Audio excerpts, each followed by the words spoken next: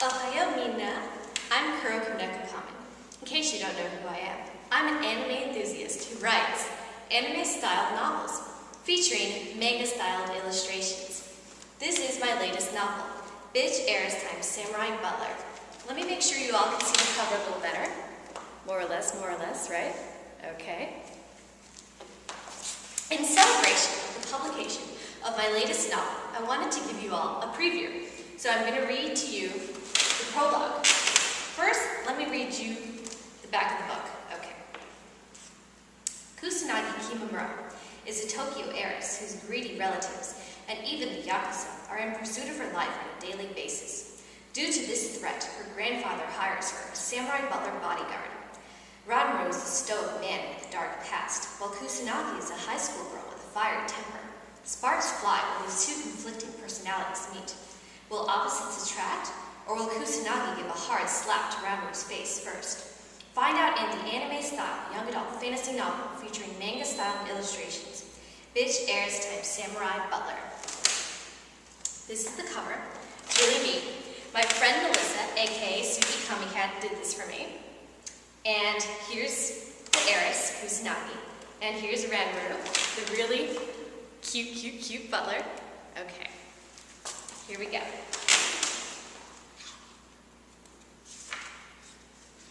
Prologue. No good deed will go unpunished. Ranru, samurai butler and bodyguard of the Yoshimaru estate, was freezing his ass off. This may have had something to do with the fact that he had lost his freedom a long time ago and was now a spell-collared yokai demon slave.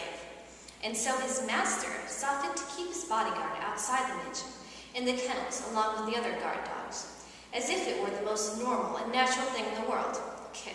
Regardless of the fact that he was a fox yokai, he was still a male being, and so in nothing but his boxer shorts was literally freezing to death outside, along with the other poor mutts, as a light snow fell outside his master's mansion. His teeth were chattering, and he was pretty sure that he was getting frostbite in his toes, not that his master seemed to care. In fact, if his master didn't know better, he'd say that his master hated and feared him so much that he had no other choice than to toss Ranru outside to sleep with the other dangerous beasts. Treat a man like an animal, and he may become one though, Ranru thought to himself bitterly. Ranru's latest master didn't consider yokai human, however, and so treated Ranru as nothing more than literally another useless guard beast. Ranru frowned with being compared to a dog. Foxes were majestic creatures, elegant, graceful, tricksters, intelligent, powerful. Dogs were simple-minded, dirty, drooling, slobbering, flea-bitten things that liked to scratch and sniff themselves and eat questionable things, including their own shit. He had his very own crate, oh joy, which provided minimal warmth against the biting cold wind and snow that was seeping through his skin. He wondered with a pang in his chest where his sword, Kuroki Ryu, was. That means Black Dragon, by the way. It rarely left his side in the hundreds of years that he had been forced into slavery. It was like losing an arm, no worse, a part of his soul. His whole body ached for his sword. He felt so powerless, naked without it, and he knew his master must have known this, which was why he took it away. This master had been intimidated by the sight of Ranru with his sword, and so had confiscated it. The damn coward, Ranru thought. This was particularly silly on the part of his master, since he was his master's bodyguard. And so how was he supposed to be expected to protect his master to the best of his abilities when he wasn't even allowed to wield a proper weapon in his hands? And protect the man Ranru would, even if he didn't like him. And why was that? Well, because he was a spell-collared yokai slave. Didn't his master realize the power and ancient magic that lay behind the control collar? That even if Ranru wanted to cut his master down, he would not be able to? That was the entire point of the control collar, after all. Sigh, foolish human. His master had also taken Ranru's clothes away from him and left him in nothing but a pair of undershorts. His master really must have considered him nothing more than a beast, though Ranru supposed he ought to be grateful his master had allowed him even that much. Why should a beast dress like a human? Ha! His master had scoffed. Master Yoshimaru had also seen fit to add a chain to his collar, which Ranru could have broken at any time had he really wanted to, but his master didn't really need need to know that? So that he could escape. Silly master. The chain was at least 100 feet long, and so Ranmaru was still able to patrol all around the entire estate grounds easily. Again, Ranmaru thought this was a rather silly precaution of his master, since because of the control collar, Ranmaru couldn't escape even if he wanted to. Ranmaru had learned this the hard way with another master centuries ago.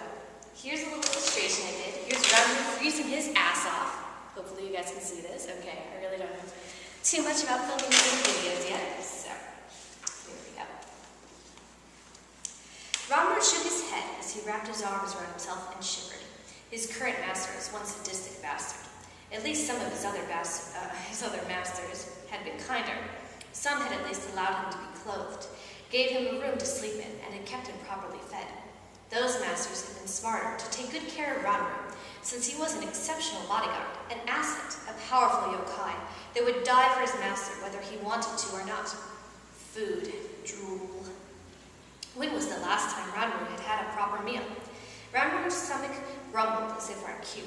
He wondered if his current master would remember to feed him soon, or if this was it, and Ranmaru would simply die of starvation, and it had to have been at least 20 days now without food. Any normal human man would be dead by now. Lucky for him, he was a yokai. Ah well, what goes around comes around, he supposed. Perhaps this was the law of karma biting him back in the ass for being such a sadistic bastard himself back when he was fighting in the war. To think that the once great and powerful celestial war general of her army would die of starvation. Starvation? Ha! How his enemies would have laughed and laughed at that.